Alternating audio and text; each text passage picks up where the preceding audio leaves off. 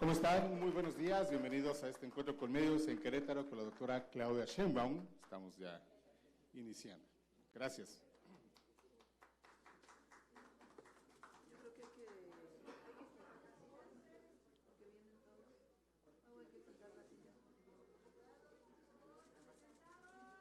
Compañeros, la doctora Claudia Sheinbaum Pardo, candidata de Morena a la presidencia de la República. Nuestros candidatos al Senado, la maestra Beatriz Robles y el doctor Santiago Nieto. Y nuestros candidatos a diputados federales, el doctor Luis Humberto Fernández del Distrito 6 y la compañera Bárbara Luján del Distrito 5. ¿Qué tal? ¿Cómo están? Muy buenos días a todos y a todas. Casa llena.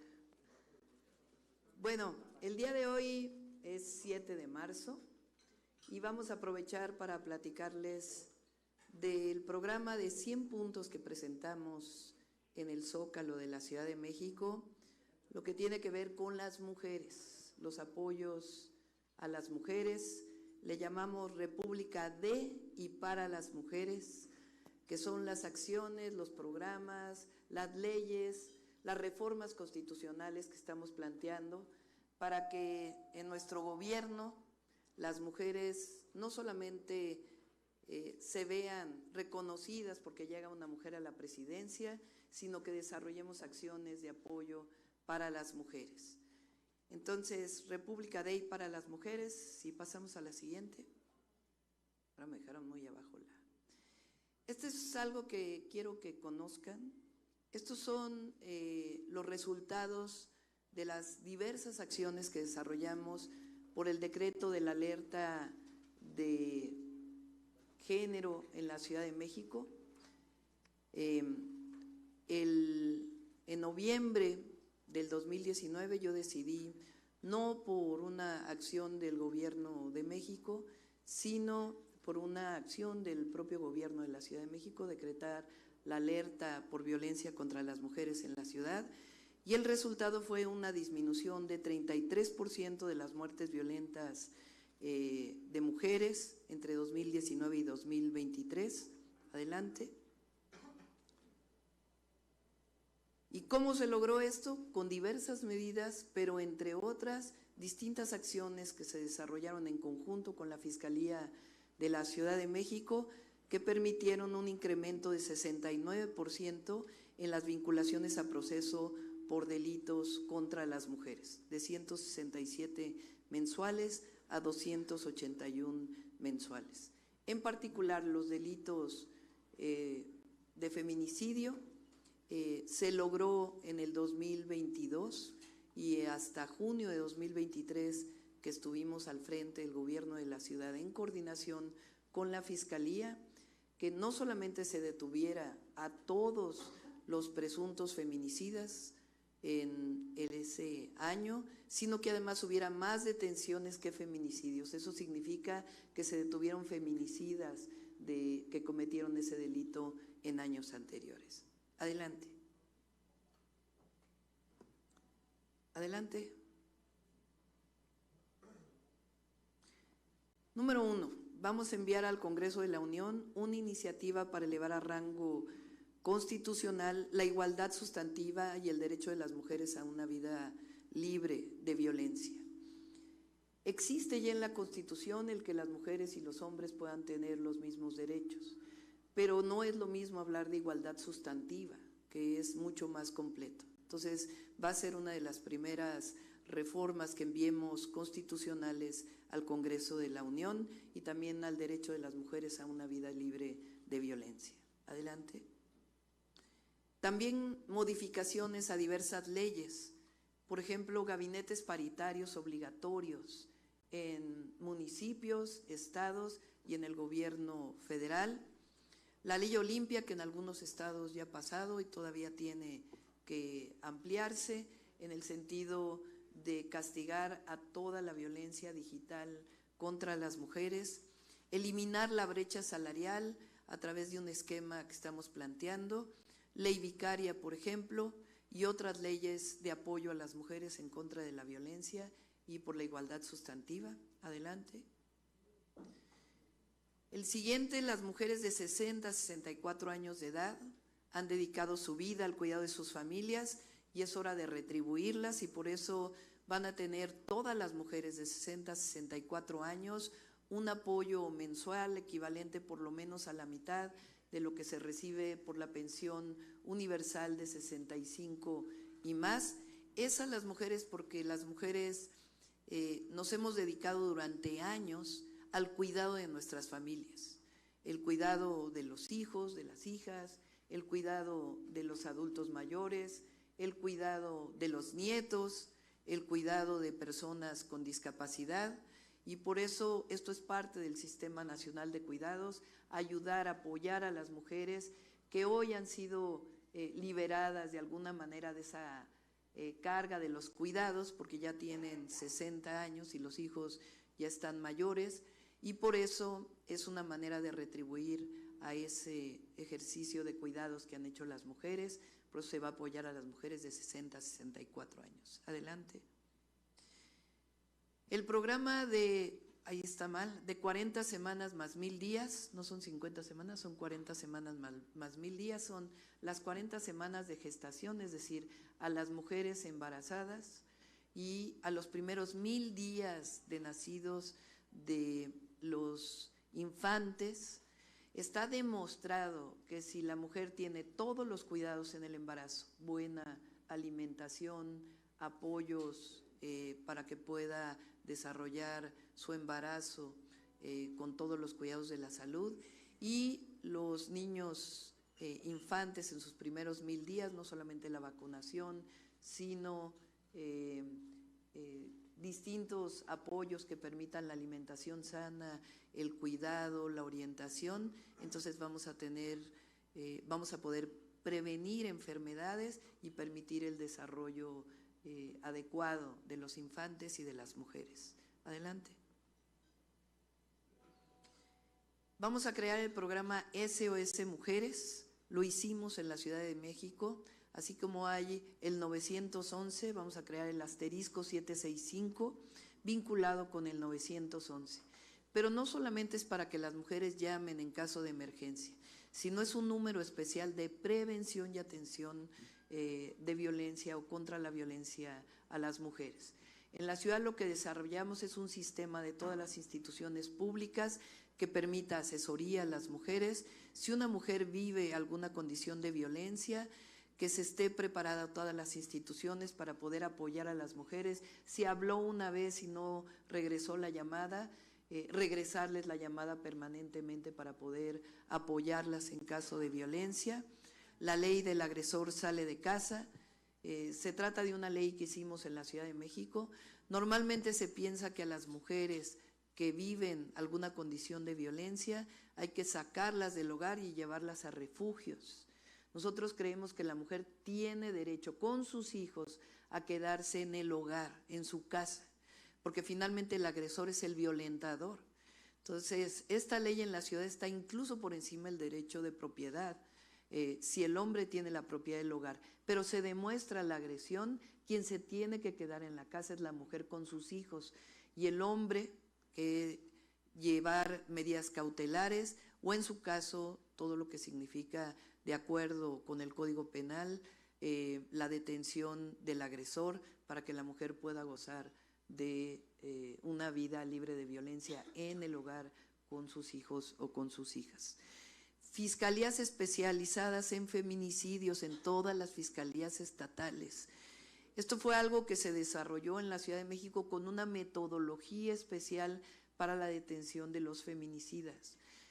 La mayor parte de los feminicidios se cometen por personas cercanas a la mujer, pareja, expareja, en la mayoría de los casos. Por eso es el asterisco 765 para poder prevenir los feminicidios, pero además las fiscalías especializadas nos van a permitir que realmente haya detenciones, es decir, la cero impunidad frente a la violencia contra las mujeres. Adelante.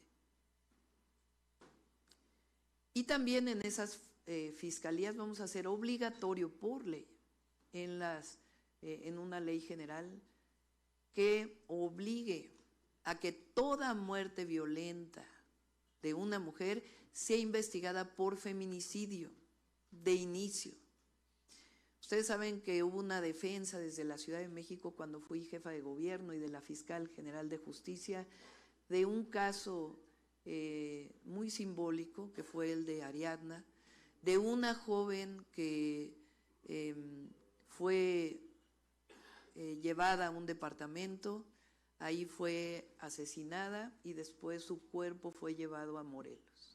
Y la Fiscalía de Morelos no lo investigó como feminicidio de primera instancia, sino que dijo que había sido un problema de muerte por ingesta de alcohol. Y se demostró por parte de la Fiscalía de la Ciudad de México, gracias a que los familiares pidieron que la Fiscalía de la Ciudad lo atendiera, dado que la detención de la mujer fue en la Ciudad de México, ahí se demostró que había sido un feminicidio y se detuvo a los responsables.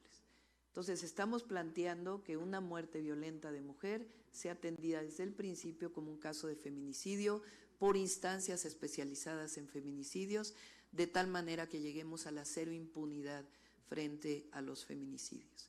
Si ustedes ven, es un programa de atención a las mujeres, tanto de cuidados como de atención a la violencia. Adelante. Y estos son otras medidas. Un sistema nacional de cuidados dentro del DIF. ¿De qué se trata esto? Repito nuevamente, las mujeres somos las que estamos dedicadas a los cuidados del hogar.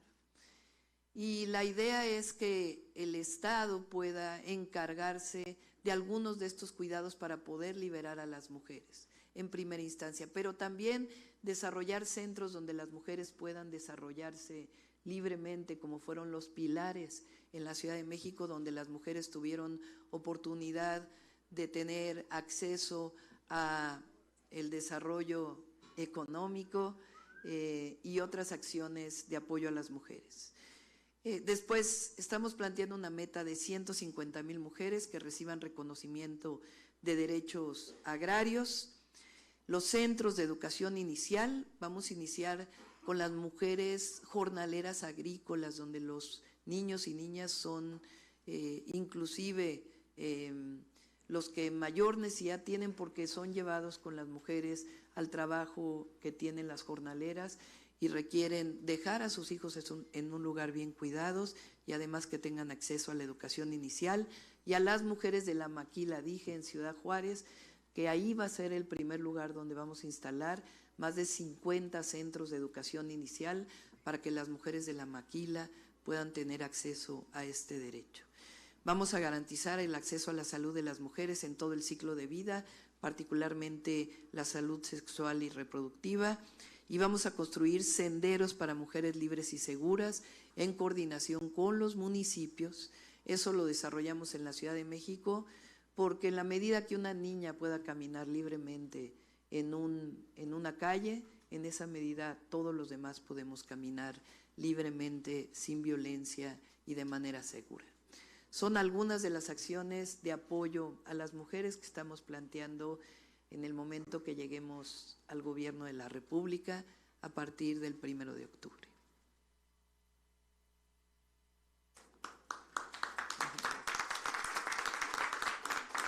Creo que hay un orden, ¿verdad? Las preguntas. Sí, así es. Muy buenos días, bienvenidos. Iniciamos, por favor, con Sergio Arturo Venegas, Plaza de Armas. Bienvenido.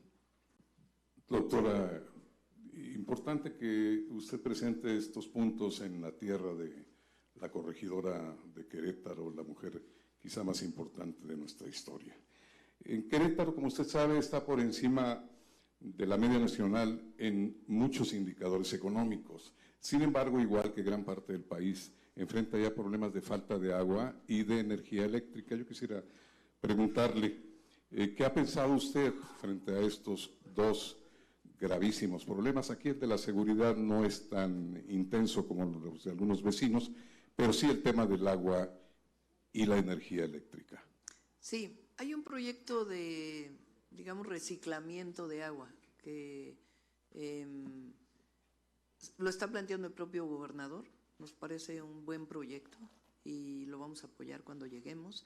además de otras acciones que estamos planteando. Estamos desarrollando el Plan Nacional Hídrico en el país. El centro y norte del país han vivido una sequía prolongada ya de 5 años. Este año no se espera que vaya a cambiar lamentablemente esta circunstancia. Hay el fenómeno del Niño que, vinculado con el cambio climático, genera estas condiciones y no necesariamente, de acuerdo con los expertos, esto va a ser ya para siempre. Estamos trabajando con expertos en cambio climático para poder conocer cuál es la expectativa de los próximos 6 años, aunque en este caso no es una ciencia exacta, y estamos planteando varios programas. En primer lugar, el uso eficiente del agua. No es solo un asunto de viviendas o de disminuir las fugas municipales. Se trata de que el 77% del consumo de agua potable en nuestro país es para riego. No es muy distinto en el mundo entero, pero particularmente el riego en nuestro país se desarrolla sin tecnificación.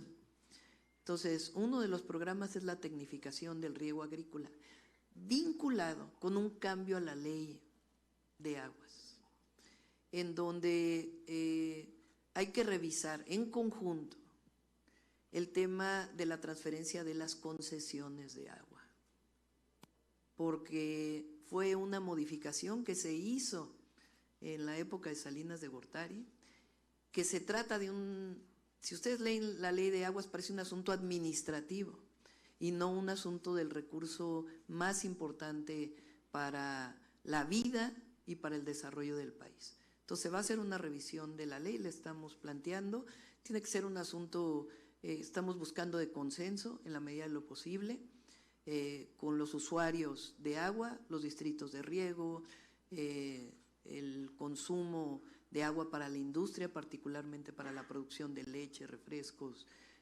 cerveza, que tienen un consumo muy alto, y al mismo tiempo lo que significa pues esa transferencia de recursos.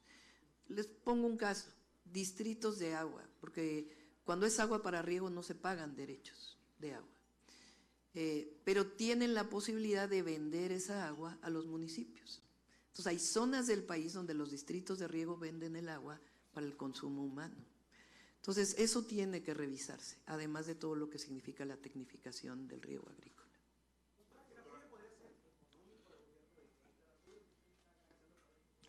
Nosotros vamos a trabajar de manera similar al Gobierno de México. No se trata de una revisión de la distribución fiscal de los recursos, sino más bien de apoyo por proyectos estratégicos. Y así vamos a apoyar a las distintas entidades de la República. Ok, continuamos con Adán Olvera, Cuadratín. Doctora, insistiendo en el tema, Querétaro tiene un desarrollo industrial importante, insistiendo en el tema de la generación eléctrica. Se acaba de anunciar recientemente una inversión muy importante de Amazon. Esta y otras industrias requieren mucho de electricidad. No hay la suficiente infraestructura en este momento para dotarlas. Y otro, saliéndome de este tema, la carretera México-Querétaro es prácticamente imposible ya circular ahí. Son 8 horas, 6 horas lo que se hace entre la Ciudad de México y Querétaro, con un importante tráfico de personas y de mercancías.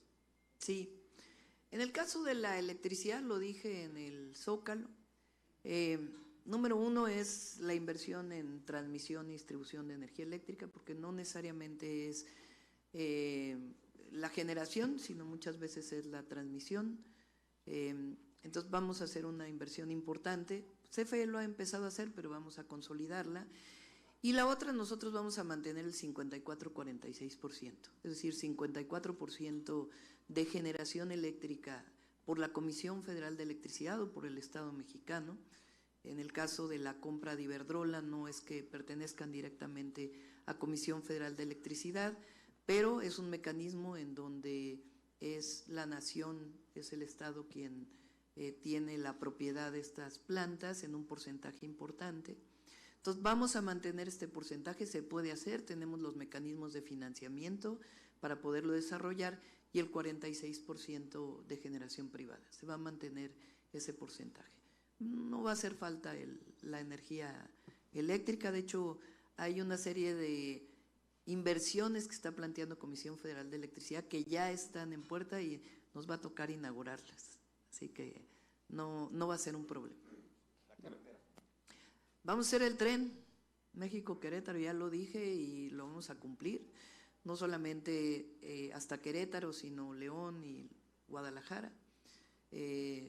Son 8 proyectos que vamos a desarrollar, 18,000 kilómetros, viene una cifra hoy en un medio nacional, no es esa cifra. Ustedes saben que el presidente abrió, en la concesión, cuando se dio la concesión de ferrocarriles, quedó una cláusula en donde decía, si no desarrolla el concesionario el tren de pasajeros, el Estado puede entrar a desarrollarlo. Entonces, lo primero que se hizo es abrir a los concesionarios para ver si lo quisieran desarrollar.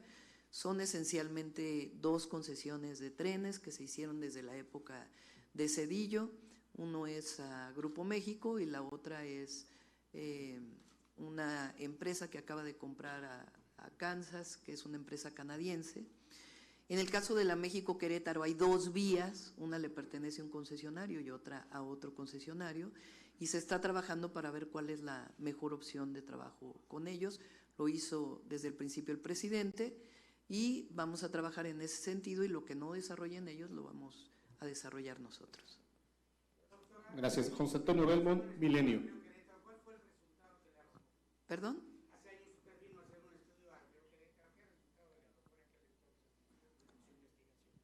Bueno, vamos a hacer uno de los grandes temas es la limpieza de ríos en nuestro país. ¿En qué consiste? En la identificación de las fuentes de contaminación, sean municipales o sean industriales, y garantizar que las plantas de tratamiento, sus descargas, pues tengan la norma 001. La norma 001 es de las primeras normas ambientales que se hizo en el país, por eso se llama 001, de descargas de aguas de descargas a los cuerpos de agua. Algunas tienen que ser vigiladas federalmente y otras de manera estatal. Esa norma ahora con la Secretaría de Medio Ambiente se llevó a un nivel superior.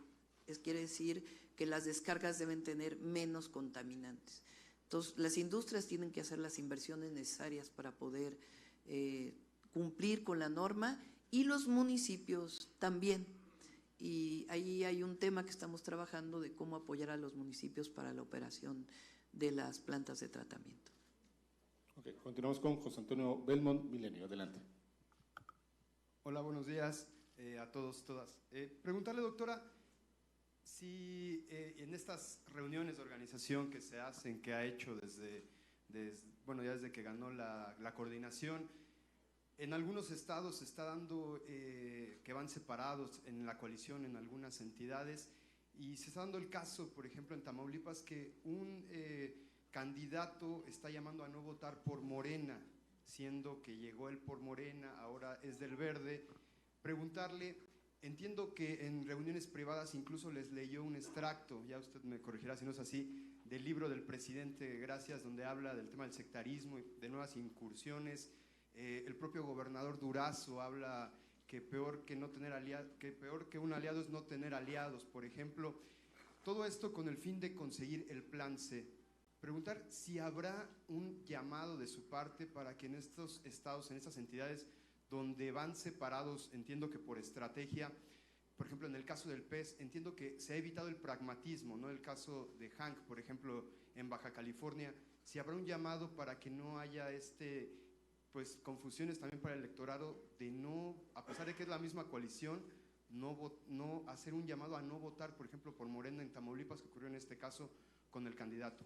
Sí, tenemos un plan muy estructurado para el plan C. En algunos vamos a la presidencia y a las gubernaturas en coalición completa. Ahí la ciudadanía votará Morena, votará PT o votará Verde, y todos esos votos se van para el candidato o candidata a la gobernatura y a la presidencia de la República.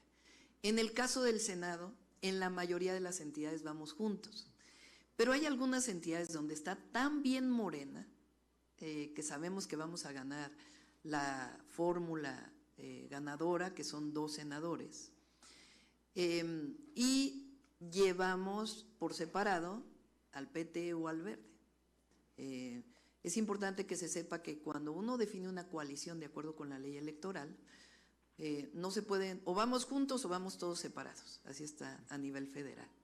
Entonces, hay estados de la República, Sonora, Sinaloa, Tabasco, Chiapas, por ejemplo, donde sabemos que podemos ganar el tercer senador de minoría o senadora de minoría. Ese es el caso también de Tamaulipas o de Oaxaca. Entonces, vamos por 3 senadores en ese caso. Hay otros, por ejemplo, aquí donde sabemos que vamos a ganar a los 2 senadores, aunque sea un estado gobernado por la oposición, porque aquí Morena está muy bien posicionada. Es decir, aunque aquí gobierne el PAN, Morena está arriba en las encuestas para presidenta y para los senadores. Entonces, aquí nuestros compañeros, los dos van a… ¿Sí están acá? Sí, acá y acá. Van a ganar el Senado de la República. Y diputados federales también tenemos mucha posibilidad. En el caso de diputados federales, si mal no recuerdo, son cerca de 270 distritos donde vamos juntos. Y en otros casos, en estados donde también Morena tiene una votación muy alta, decidieron los otros partidos ir por separado. Y después en presidencias municipales y diputaciones locales, dependiendo de las características en la mesa de trabajo que se hizo de coaliciones, se definió si se van juntos o separados. Y la ciudadanía va a tener que definir cualquiera de los candidatos que llevamos. Evidentemente, pues es que sea una campaña de propuestas, no de plantear algo en contra y menos pues de uno de nuestros partidos. Hay un orden. Continúa Karen Munguía, ex Querétaro y Diario de Querétaro. Nada más para terminar tantito, Isaac.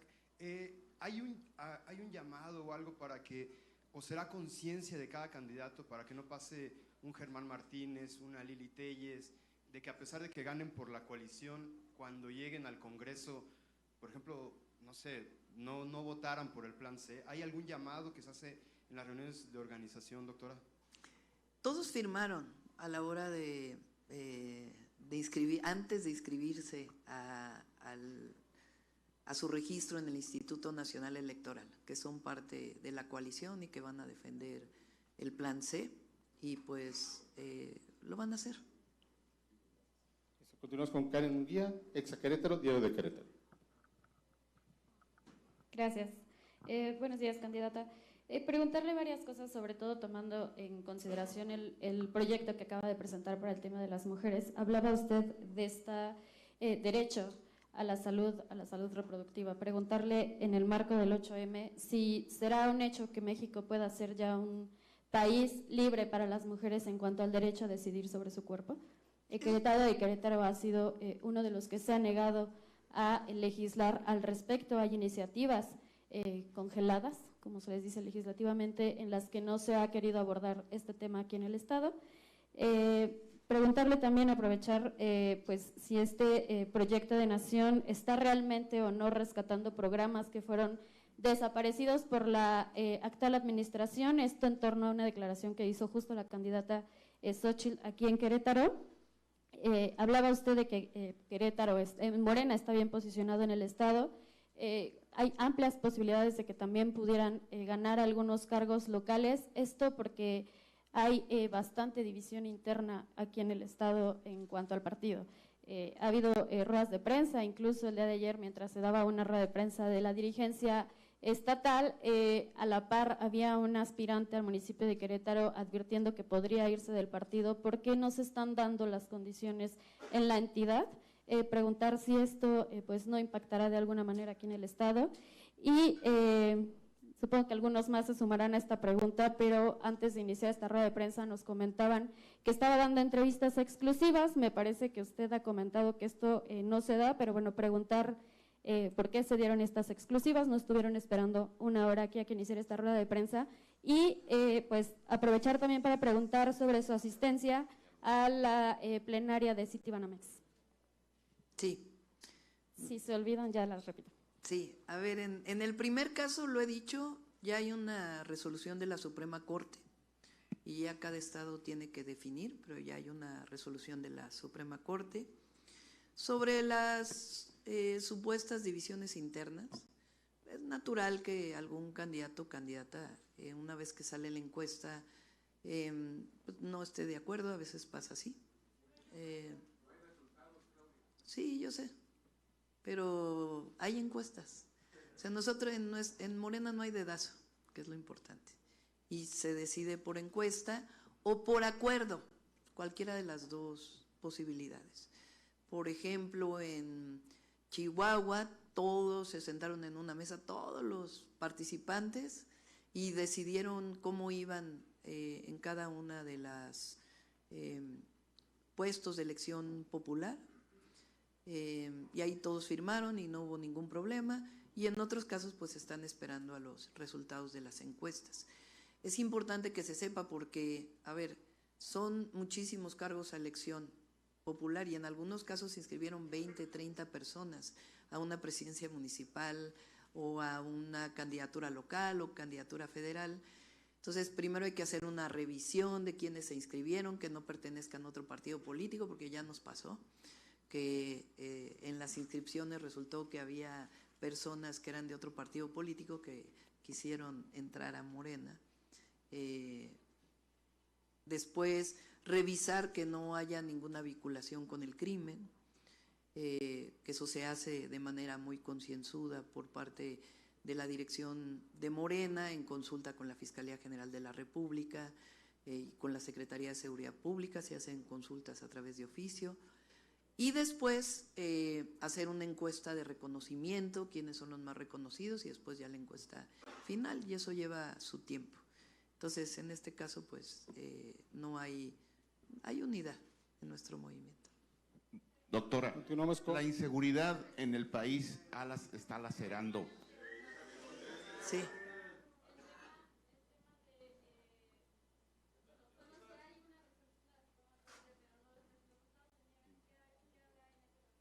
Pues tiene que decidirlo los estados, cada uno de los estados. Hay una resolución de la Suprema Corte.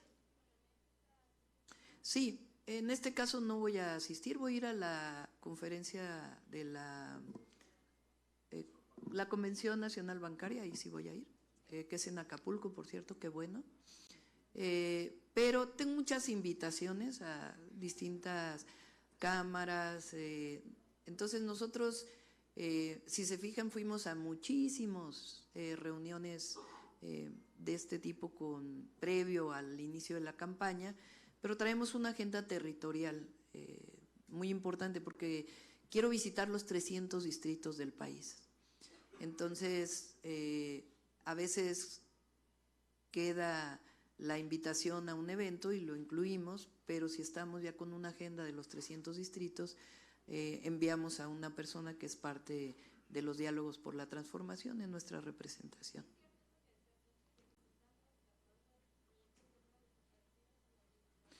Nosotros nunca vamos a rescatar la corrupción, esa le corresponde a los otros. Las estancias infantiles de Calderón, pues fue la corrupción más grande. Es una de las historias de mayor corrupción en el país. Entonces, esa corrupción no la vamos a rescatar. Ahí ya hay investigaciones, compañero. El problema es si hay impunidad o no hay impunidad. Correcto, vamos con Laura Cardoso, Fórmula. ¿Perdón?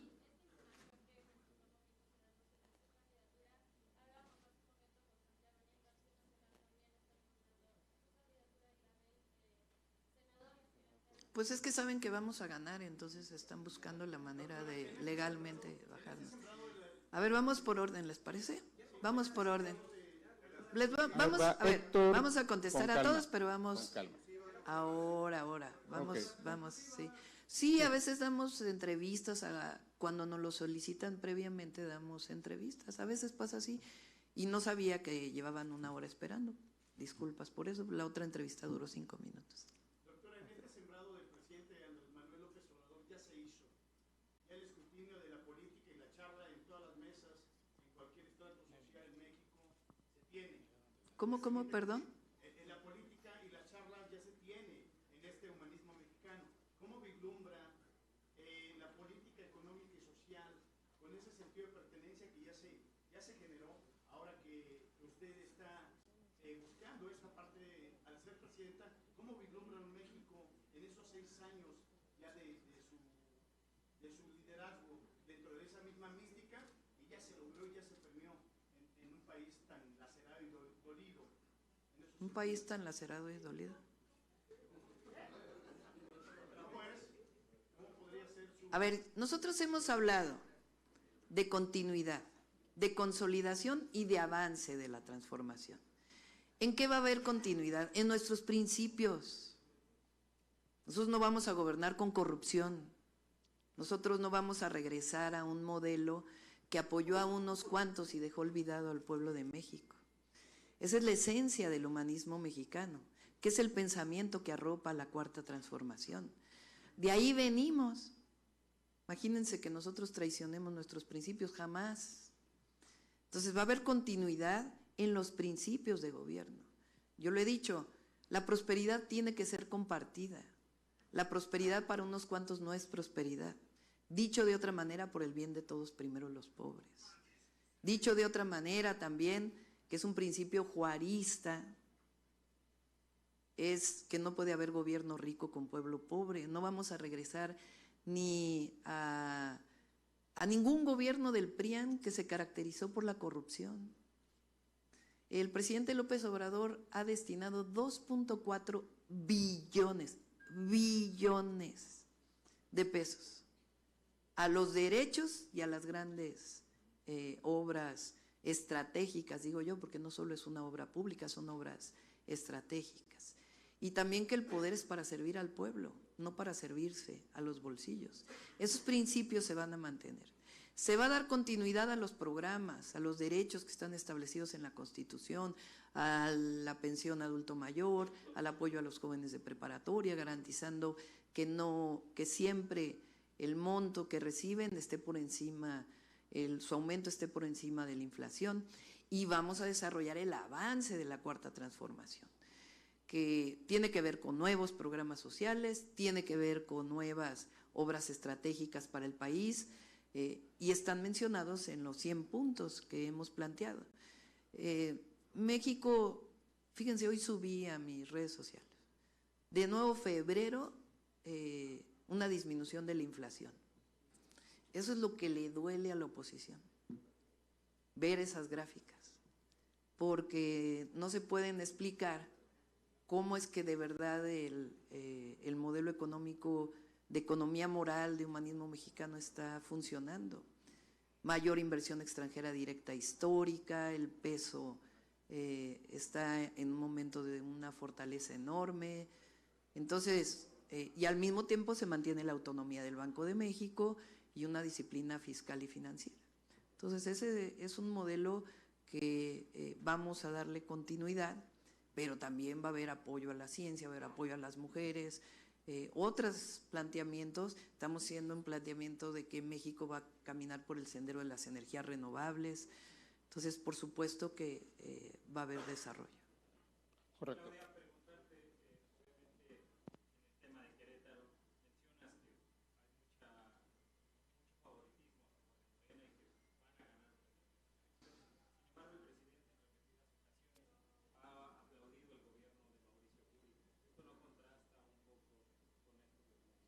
A ver, ahora estamos en elecciones. Entonces, nosotros estamos defendiendo un proyecto frente a otro proyecto, pero la relación entre el gobierno federal y los estados tiene que ser una relación institucional y de respeto. También el gobernador Curi respeta al presidente Andrés Manuel López Obrador, habló muy bien de el AIFA. Laura Cardoso, fórmula adelante. Hola, Laura. Sí, sí. Y la otra, ¿cómo apoyar si hay un programa específico para mujeres desaparecidas y cómo apoyar a las madres buscadoras? Sí, vamos a apoyar a las madres buscadoras y son dos acciones evidentemente, igual que en el caso de la seguridad.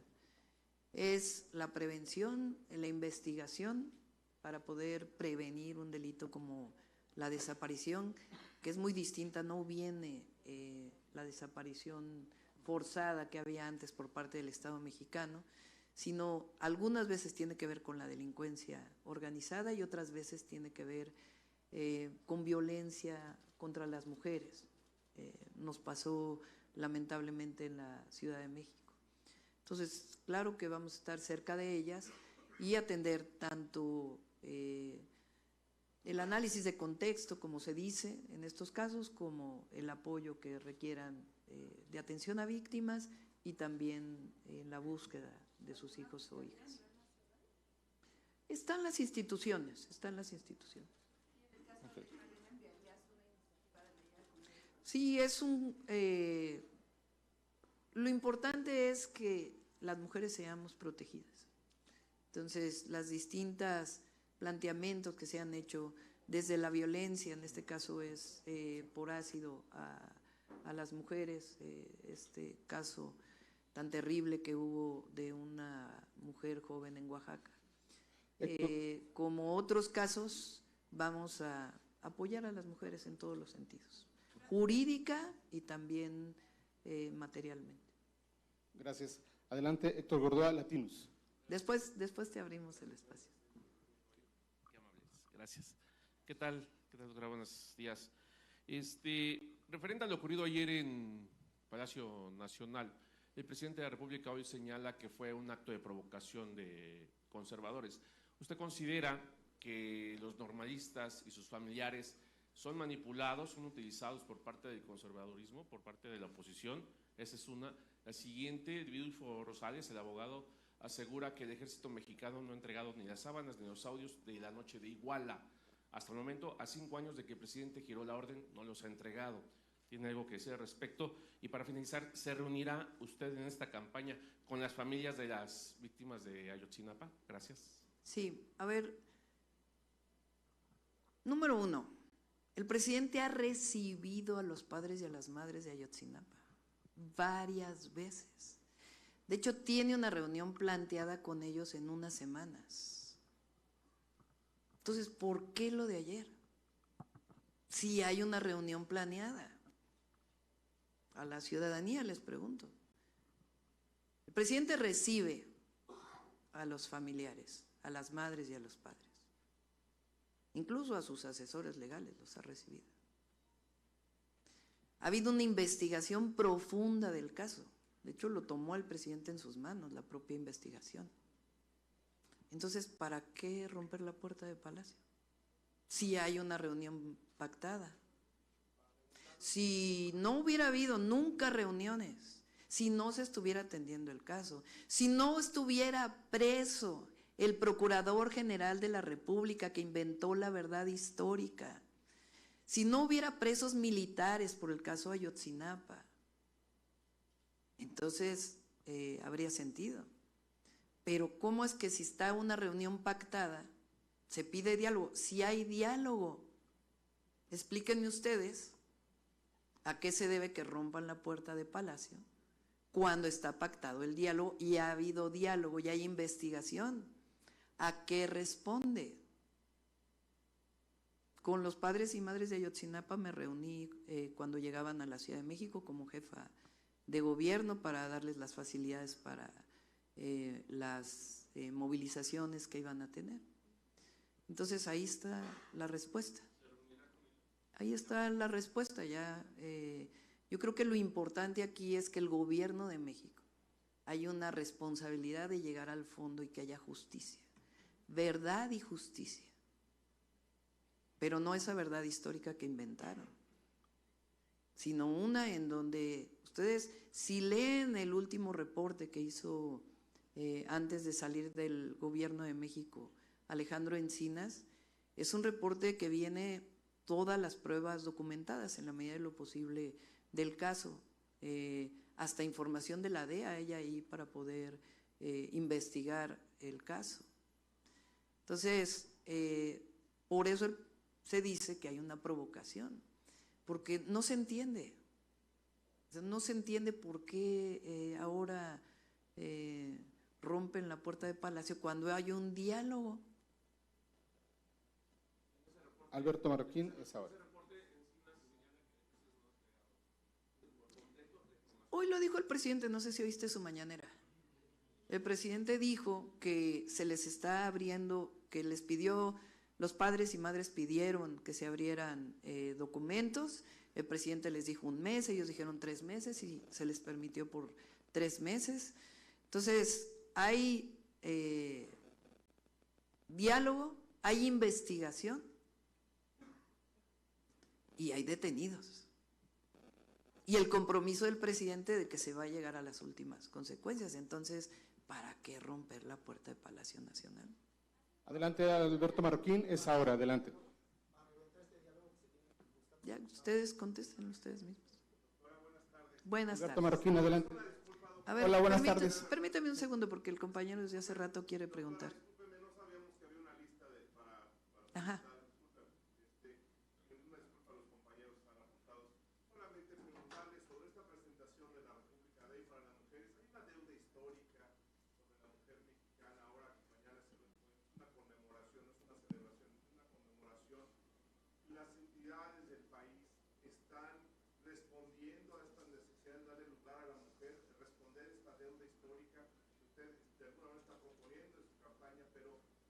¿Qué tan están armonizados, qué tan empáticos son los gobiernos en las necesidades del país para responder a las necesidades de las mujeres ante una conmemoración tan importante como el 8M, doctora? Gracias. Pues ustedes mismos lo saben, hay gobernadores, gobernadoras que han hecho medidas muy importantes, hay otros que no. Hay fiscalías que también trabajan para la justicia a las mujeres, en particular en casos tan graves como el caso de un feminicidio. Hay fiscalías que no, que lo que quieren es tapar.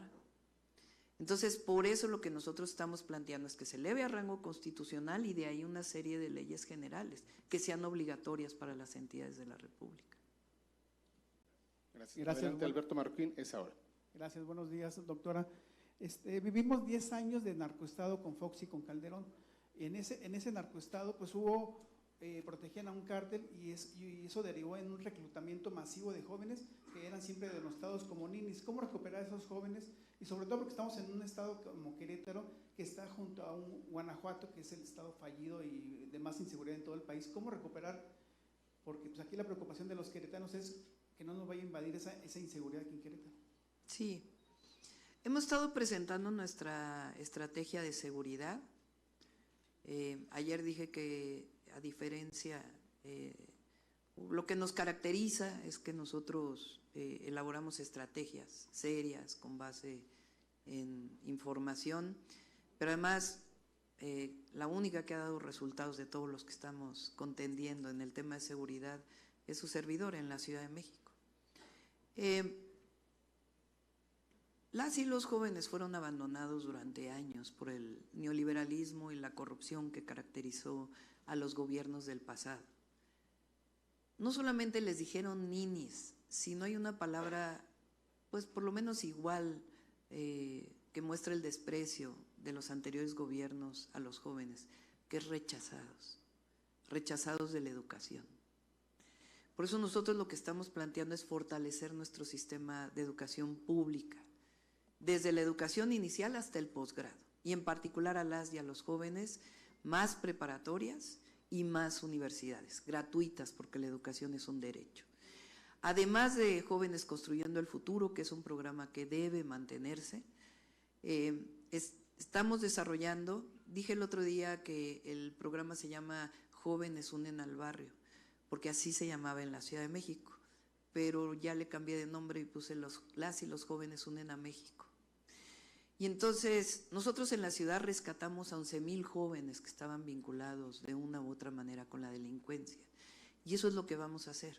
Estoy planteando que de inicio vamos a dar el apoyo a 50,000 jóvenes de colonias, de zonas particulares que tienen el riesgo de acercarse a la delincuencia, a través de un programa no solo de apoyo económico, sino de tutores que les permitan salir de ese círculo de violencia en el que se encuentran, que tiene que ver con deporte y cultura y tutores que les permitan salir. Ese es un programa, y el otro es Reconecta con la Paz, que son a jóvenes primodelincuentes, que obviamente dependiendo del delito, pero que se les permita que no solamente vayan a firmar al tribunal su sentencia, o sea que estén privados de la libertad, sino acercarlos a una vida distinta, que es otro programa que nos funcionó muy bien en la ciudad. Gracias. El otro tema.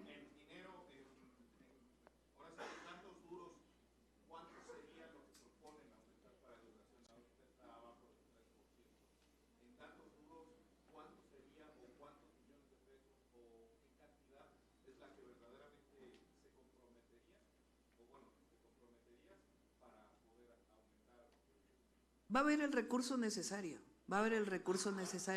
en la formación de maestras, maestros, en sus salarios, que también es una de las medidas que estamos planteando, un salario justo para las maestras y los maestros de México, el aumento a las preparatorias y las universidades. No hablo nada más por hablar, lo hice en la Ciudad de México. Aumenté 7 preparatorias del Instituto de Educación Media Superior, un programa especial que se llama Preparatoria Pilares, en donde con educación a distancia y centros comunitarios se les permite a las y los jóvenes terminar su educación, y también hice 2 universidades públicas, la Rosario Castellanos y la Universidad de la Salud, con 50,000 jóvenes que están estudiando. Entonces, lo que sea necesario para poder aumentar la educación a las y a los jóvenes. Ok, te continúa Mara Rivera. En otra pregunta, falta una pregunta. Vamos, a ver, compañeros, vamos uno por uno porque está el compañero que no ha terminado. Sí. En 2003 se creó una ley del servicio profesional de carrera que es para los funcionarios, mandos medios y del gobierno federal, pero es una ley que realmente ha sido en contra de los propios funcionarios, porque desde que se creó pues no ha habido un incremento, no hay una seguridad laboral para todos esos mandos, ni siquiera incrementos salariales, que es un tema que le ha insistido mucho el presidente en las conferencias de prensa ahí en México. ¿Cómo lograr para cambiar esa ley? Porque de hecho desde 2006 esta ley no se ha modificado. Hay que revisar. Y también, fíjense, en la época de Fox y Calderón, es la época de mayores ingresos petroleros. Y lo único que se lo gastaron fue en gasto corriente y en quién sabe qué otras cosas, porque nunca se informó adecuadamente. Entonces lo que planteamos es un gobierno que esté al servicio del pueblo. Entonces no tratamos de incrementar el número de servidores públicos, porque imagínense esos gobiernos que lo único que hacen es aumentar y aumentar y aumentar y aumentar el número de personas que trabajan en el gobierno y no se atienden verdaderamente los problemas del pueblo. Entonces nosotros vamos a seguir con la política de austeridad republicana. Vamos con la última pregunta. Mara Rivera, adelante, Enfoque Noticias. Gracias, buenos días, doctora. Yo quisiera preguntarle si con esta propuesta, con esta iniciativa al Congreso, podría también revertirse esta percepción que hay de impunidad. Se lo comento porque de acuerdo a la encuesta nacional de percepción de la inseguridad pública, pues prácticamente en el 2022, estos datos son del 23, o se publican el 23, pero los datos del 22 señalan que de las denuncias presentadas, de los responsables de delitos, solamente son 1.2% los datos que se pueden seguir y que son responsables. Quiere decir que hay una impunidad del 98.8%. Y esta es de acuerdo a la información. ¿Usted qué esperaría o qué podría esperarse los mexicanos de esta percepción y de que no queden impunes particularmente los delitos o los responsables que reciban su castigo? También quisiera preguntarle sobre, pues el triunfo de Trump podría ser un arma de doble filo. Primero porque amenaza con imponer aranceles del 60% a las importaciones totales de China.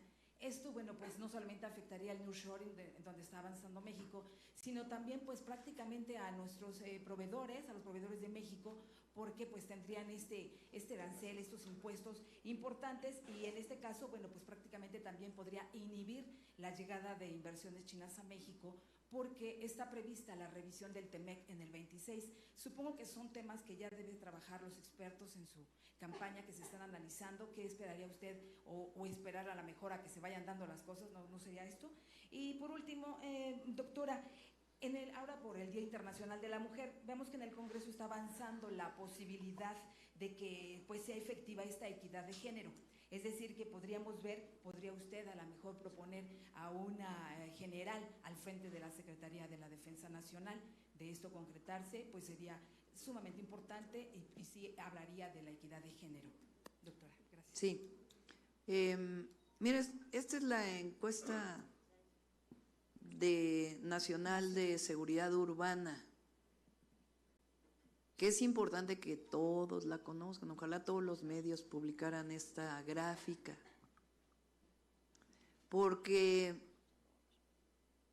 a esta idea de que hay miedo en el país, ¿cómo es que la encuesta nacional de seguridad urbana del INEGI, que acaba de salir, dice que en el 2023 más personas se sienten seguras en el país que lo que se sentían en el 2018?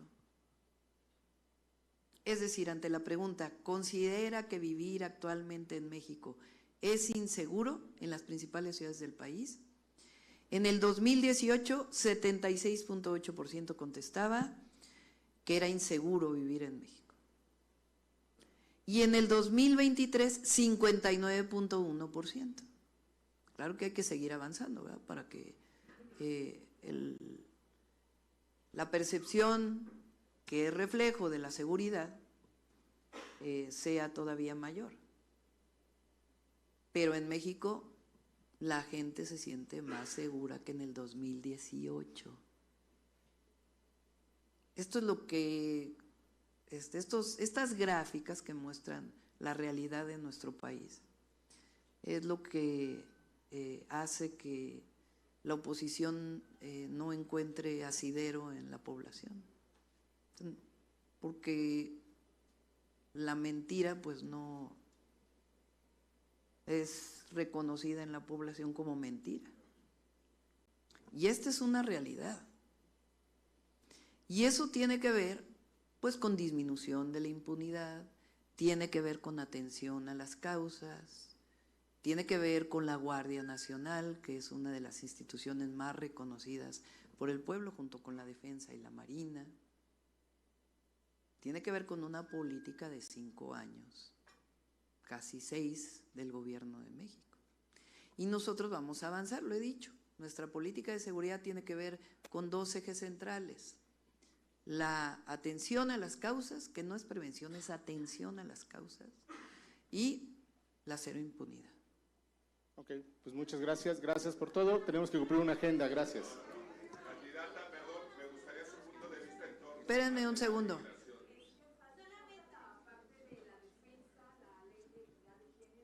Sí. A ver, más que equidad es igualdad sustantiva, que es distinto. Y para que haya igualdad sustantiva tiene que haber autonomía de las mujeres, que es la visión que hoy tiene pues todas las organizaciones internacionales y nacionales sobre las mujeres. Y por eso este planteamiento de llevarlo a la Constitución y de ahí derivar una serie de leyes generales que sean obligatorias para todas las entidades de la República en términos de las políticas que garanticen una vida a las mujeres libre de violencia y de igualdad sustantiva. Entonces ya lo demás ya lo veremos después. Listo, pues muchas gracias, damos por terminada esta reunión.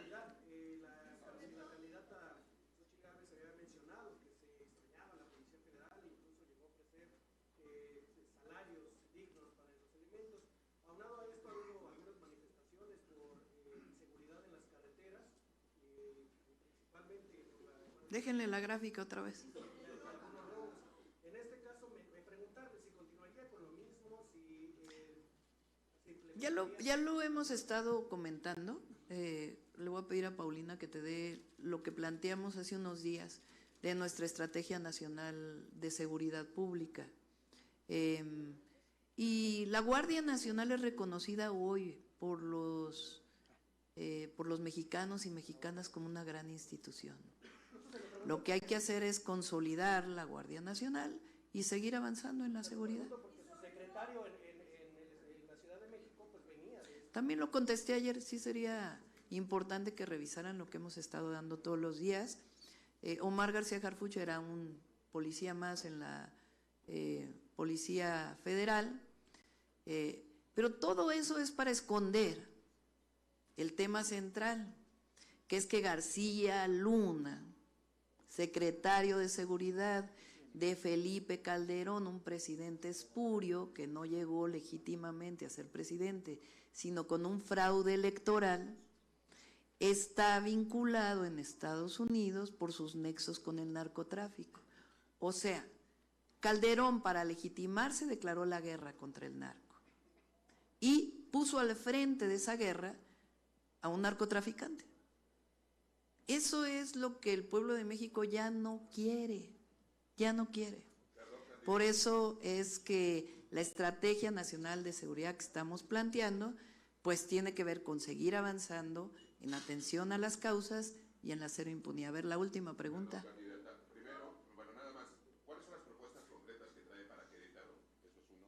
Dos, en el tema de migración, ¿cómo frenar el paso de centroamericanos a México, a los distintos estados, y evitar, sobre todo, que sean contratados por parte de grupos de delincuencia organizada? Y hablando un poquito sobre el tema de la percepción de inseguridad, si bien esas son estadísticas, ¿qué opinión le merece los asesinatos de todos los candidatos que están participando en esta contienda? Sí, a ver, son 3 preguntas, ¿no? La primera, unas son propuestas nacionales que incluyen a Querétaro. Es como la pensión o el apoyo a las mujeres de 60 a 64 años, por supuesto es para las mujeres queretanas. Todas estas medidas que estamos planteando de protección a las mujeres pues son nacionales e incluyen a las mujeres de Querétaro. Entonces hay una serie de propuestas que son nacionales. Uno de los temas centrales que desde que estuvimos en Querétaro nos planteó la ciudadanía fue el Tren México-Querétaro. Ese es algo que vamos a desarrollar, que ya lo estamos revisando por nuestros equipos de trabajo y que va a ser una realidad. El otro tema es el agua, como en distintas áreas de la región centro, que ya contesté cuál es el planteamiento, entre otros. Por otro lado, el tema de la migración, y tiene que ver también con el tema que preguntaban del presidente Trump. Quien vaya a decidir el pueblo de Estados Unidos, sea el presidente Biden o el presidente Trump, nos vamos a poner de acuerdo. Y en el tema de migración vamos a seguir insistiendo en que la mejor manera de atender la migración es la cooperación para el desarrollo. Ese es el centro de nuestro planteamiento. Si un porcentaje de lo que dedican a la guerra se lo dedican a Centroamérica, apoyo a las y los centroamericanos de distintos países y a otras naciones en donde hay personas que migran por necesidad, entonces va a estar atendiendo el problema de fondo. Y ahora pues se está usando en sus elecciones, y siempre hemos dicho que no se use a México como tema de las elecciones de Estados Unidos. Bastantes problemas tienen en Estados Unidos, como por ejemplo la crisis del consumo de fentanilo en las y los jóvenes. Sí, ya está trabajando. Hace poco también se planteó por parte de la Secretaría de Seguridad Pública Federal el apoyo a todos los y las candidatas, pero esta idea de que va a ser una elección violenta no es así. Va a ser una elección con una participación muy grande de las y de los mexicanos, porque hay una emoción, una ilusión muy grande de que continúe la transformación y que sigamos avanzando con este proyecto. Gracias, gracias Estamos a por todos y a finalizada. todas. Muchas gracias. Muy buenos días. Gracias.